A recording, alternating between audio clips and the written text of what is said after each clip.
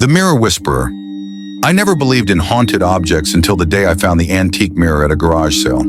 It was an old, ornate piece with an intricately carved wooden frame, twisted faces contorted in agony and joy, their features so detailed they seemed almost lifelike. The seller, an elderly woman with sharp eyes, gave me a strange warning. It shows more than just your reflection. I laughed it off, thinking she was simply trying to make the sale sound more interesting. Little did I know how right she was. I hung the mirror in my bedroom, excited to add a touch of vintage flair to my space. The first few days were uneventful, but something strange began to happen on the third night. As I stood in front of the mirror, brushing my hair before bed, I saw it. My reflection blinked when I hadn't. I froze, unsure of whether I was just tired or if I had imagined it. But then it happened again. My reflection blinked slower, as if trying to communicate something. The next night, I watched with growing unease. My reflection moved before I did, shifting its posture as though it had a mind of its own. It mouthed something, but I couldn't hear it. The third night, the reflection smiled. Only I wasn't smiling. It was a twisted grin, stretched wide in an unsettling way. Panic set in. I pulled away from the mirror, but I couldn't shake the feeling that something was staring at me from the other side. The whispers started on the fifth night. Faint, almost inaudible at first, they grew louder each evening. At first, I thought they were just my imagination, but soon the words were unmistakable. Switch places.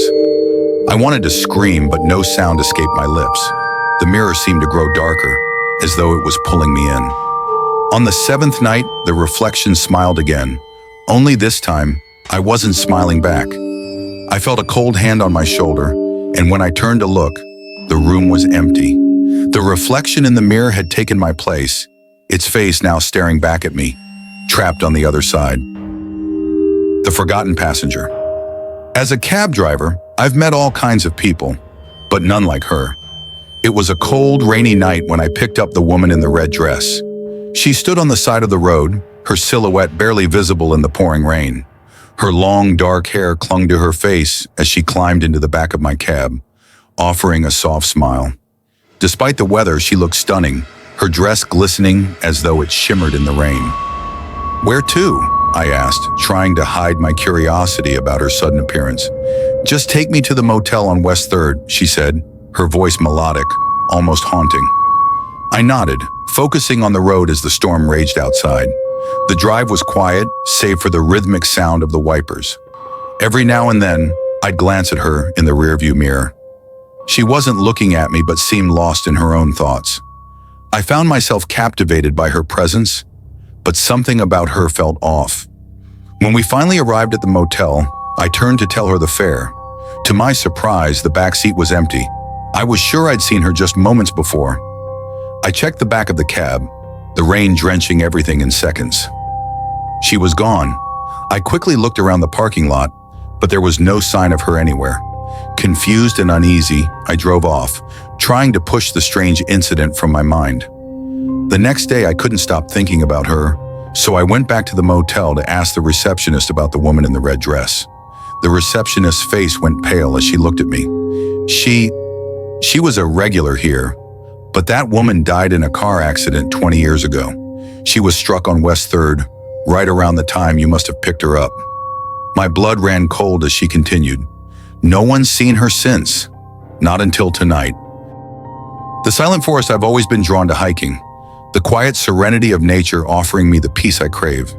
But this time, I ventured too deep into the woods, far beyond the usual trails I knew. It was a warm autumn afternoon when I set off, but by the time I realized how far I had gone, the light was beginning to fade. That's when I first noticed it, the sudden, unnatural silence.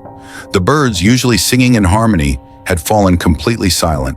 The rustle of leaves, the hum of insects, even the distant sound of a creek, all gone. The air grew thick, almost oppressive, as though the forest itself had stopped breathing. I tried to shake off the unease creeping up my spine and kept walking, thinking it was just a trick of the wind. That's when I saw them. Footprints, barefoot, human-sized prints in the soft mud. At first, I assumed they belonged to another hiker, but the tracks were fresh, too fresh, leading deeper into the woods. I hesitated, but then decided to follow them, my curiosity getting the best of me. The forest grew darker, and the atmosphere grew heavier with each step. The trees, towering over me like silent sentinels, felt alive, watching me. As I pushed forward, the tracks began to grow erratic, as though the person had been running, desperate, in fear. I reached a clearing that didn't feel right. It was circular, the trees forming a perfect ring, with a cluster of jagged stones at the center.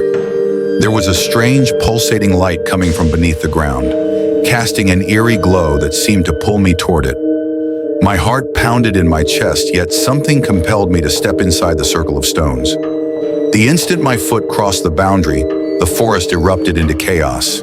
Screams, cries, and voices, hundreds of them, whispered and shouted in languages I couldn't understand. The trees seemed to bend, twisting as if alive. I tried to run, but the footprints reappeared, now behind me, chasing me with an unrelenting speed. I could hear their soft footsteps growing closer, but when I turned to look, there was no one there. In the distance, the clearing began to fade, swallowed by the darkness, and I was left alone with the forest's terrifying whispers, wondering if I'd ever escape. The house beneath the hill. I've always been a skeptic. Ghost stories and tales of haunted houses never held much weight for me. That is, until I came across the house beneath the hill. It wasn't marked on any maps. No one seemed to remember it. Yet I had found myself standing in front of it one stormy evening, drawn in by some force I couldn't explain. It was an old, decaying house, the kind that had clearly once been majestic, with tall, gothic windows and a grand staircase leading up to a pair of imposing wooden doors. Despite the decay, the house felt alive. The air surrounding it was thick with something. I felt it in my bones, a strange pressure, like the building was waiting for me. Out of curiosity and a lingering sense of bravado, I stepped inside. The door creaked loudly as I pushed it open, revealing a dark, cavernous hallway. The dust in the air seemed to swirl in slow, deliberate motions, as though the house was alive and breathing. The walls were lined with old portraits, their eyes seemingly following my every move. I tried to laugh it off, but my skin tingled with an unease I couldn't ignore. As I wandered through the house, I found a staircase leading to the basement. The door to the basement was old and locked, but with a little force, it gave way. I descended the rickety stairs, the smell of mildew and damp earth thick in the air. When I reached the bottom, I was met with an eerie silence. But then I heard it, a whisper, soft, faint, but unmistakable. "Get out!" My heart skipped a beat. I turned, half expecting someone to be there, but no one was. The whisper came again, this time louder, more desperate. "Get out now!" Before I could move, the air turned ice cold, and the floor beneath me creaked. Something was watching me from the darkness, waiting. I ran back up the stairs, desperate to leave, but as I reached the door, it slammed shut, trapping me inside. The walls seemed to close in, and the whispers grew louder, filling my head with visions of people I didn't know. Faces, voices, all calling me. The house beneath the hill had claimed me, and I was no longer alone. The Shapeshifter's Curse. It started when I was just a child. I had a friend. His name was Luke. He was quiet, a little different, but we got along well. We lived in a small town surrounded by thick forests and often spent hours exploring the woods. It was on one of those adventures that I first saw him change. We were deep in the forest, walking along a narrow trail, when Luke stopped suddenly. His eyes darted around as if searching for something. I asked him what was wrong, but before he could respond, his body started to distort. His limbs lengthened, his face contorted, and in an instant, he became something else. Something monstrous. A creature with glowing eyes and sharp teeth, standing nearly 7 feet tall. I froze, terrified. But then, just as quickly, he reverted back to his human form, collapsing to the ground, breathing heavily. "You have to keep this secret," he whispered, his voice trembling. I don't know what I am." I didn't understand at the time, but over the years I learned more. Luke had been cursed, born with the ability to shift into any form, human or beast. But with every shift, the curse took more from him, more of his sanity, more of his humanity. As we grew older, his transformations became more frequent, harder to control. The town began to notice strange occurrences, animals disappearing, strange noises at night, shadows lurking where they shouldn't. It wasn't long before the townspeople started whispering, their suspicion growing. One night I found Luke in the woods again, his form twisted and monstrous.